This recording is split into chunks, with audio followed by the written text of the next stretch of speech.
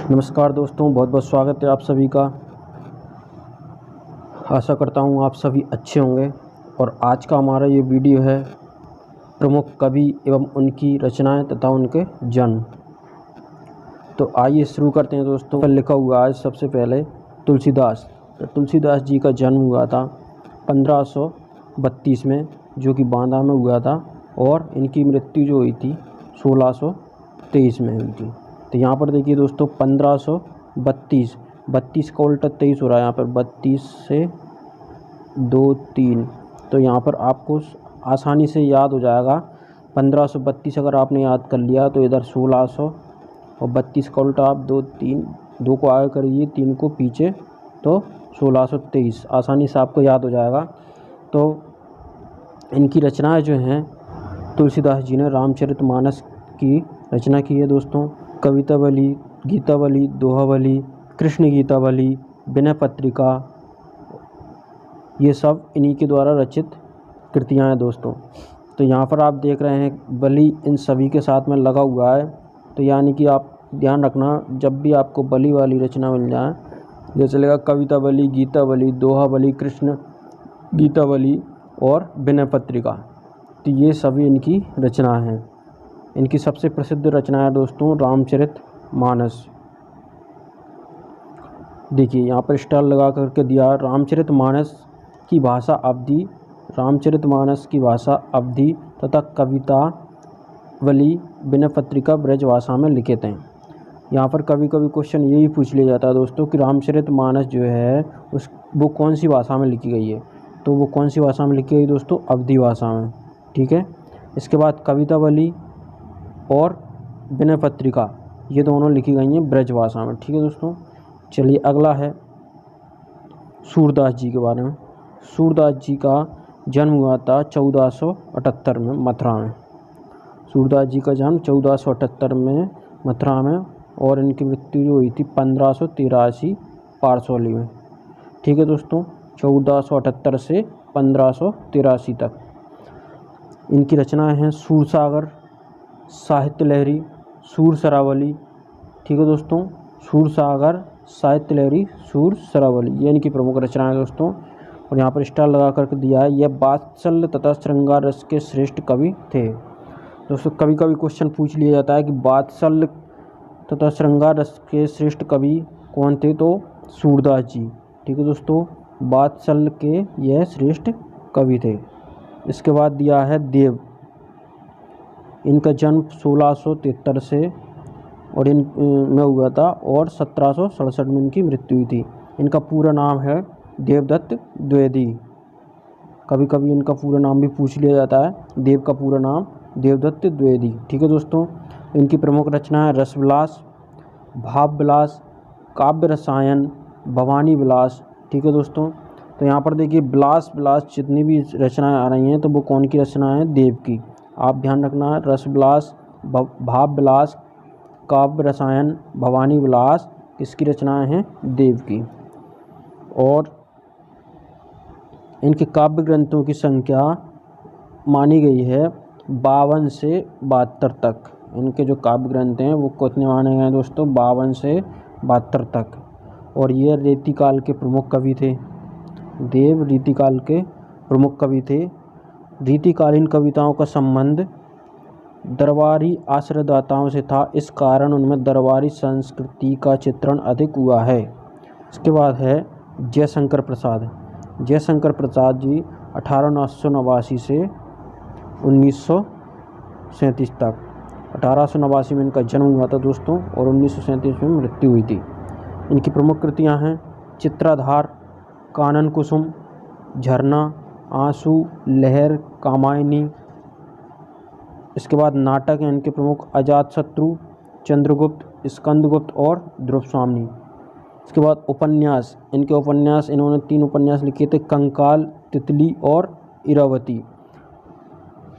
Question में आपसे पूछ लिया जाता है कि जैसे कि इसमें से पूछ लिया कि तितली किसका उपन्यास है, तो हम बता देंगे जयशंकर प्रसाद का। इरावती किसका उपन्यास है? जयशंकर प्रसाद का।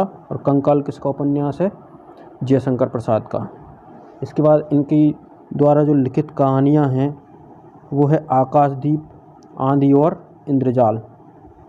ध्यान रखना है दोस्तों, इनके द्वारा लिखित कहानी कौन सी है? आकाशदीप, आंधी और इंद्रजाल।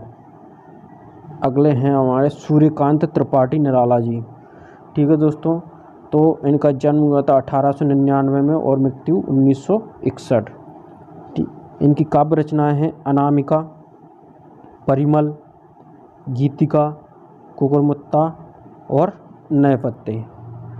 ठीक है दोस्तों, अनामिका, परिमल, गीतिका और कुकुरमुत्ता, इसके बाद नए पत्ते। ध्यान रखना है दोस्तों, ये इनकी प्रमुख काव्य रचनाएँ।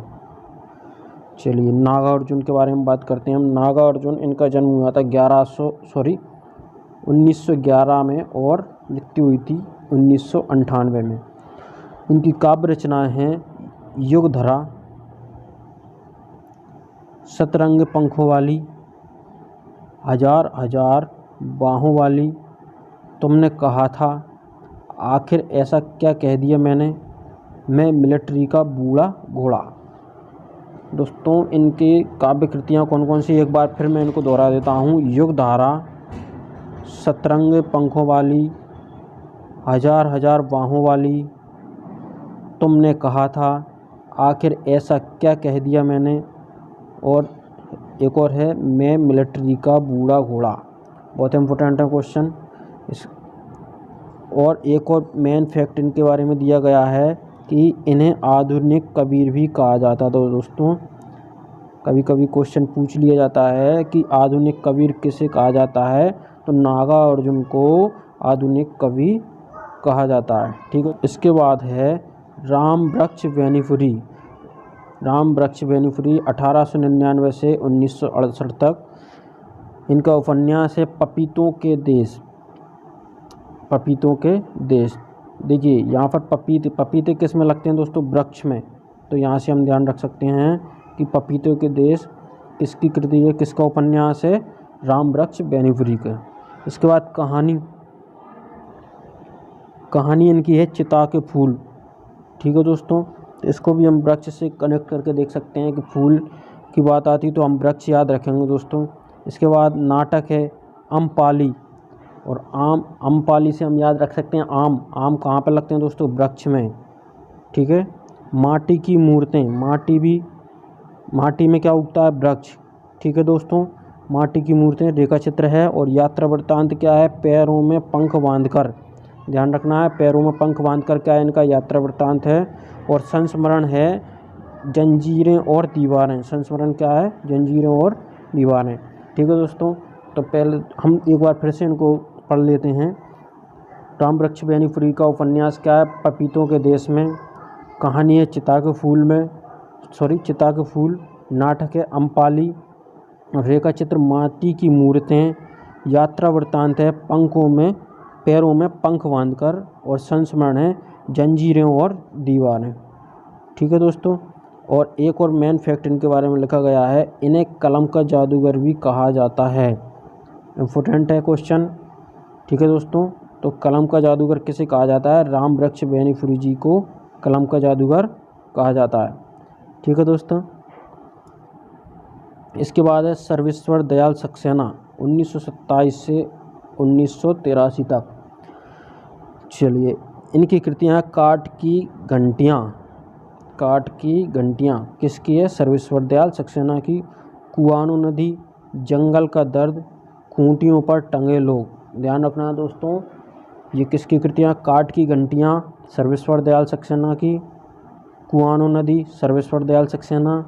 जंगल का दर्द सर्वेश्वर दयाल सक्सेना। और खूंटियों पर टंगे लोग सर्वेश्वर दयाल सक्सेना। इसके बाद इनका उपन्यास है पागल कुत्तों का मसीहा।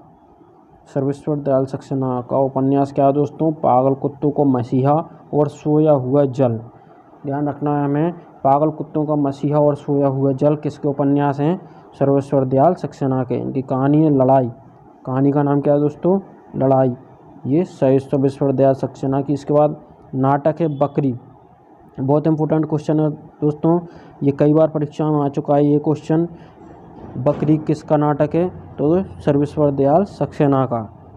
ठीक है दोस्तों, इसके बाद इनके बारे में एक चीज़ और दी गई यहाँ पर खूंटियों पर टंगे लोग पर इन्हें साहित्य अकादमी पुरस्कार भी मिला है। ये भी आपको ध्यान रखना है, पूछा जा सकता है क्वेश्चन कि सर्वेश्वर दयाल सक्सेना को साहित्य अकादमी पुरस्कार किस कृति के लिए दिया गया है, तो ये खूंटियों पर टंगे लोग के लिए दिया गया है, ध्यान रखना है दोस्तों।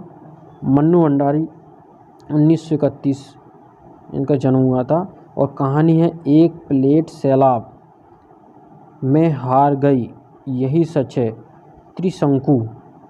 ठीक है दोस्तों, मन्नू भंडारी की कहानी का क्या नाम है, एक प्लेट सैलाब में हार गई यही सच है और त्रिशंकु। ठीक है दोस्तों, चलिए इनका उपन्यास है आपका बंटी। इनका उपन्यास क्या है, आपका बंटी और महाभोज। तो मन्नू भंडारी का उपन्यास क्या, आपका बंटी और महाभोज।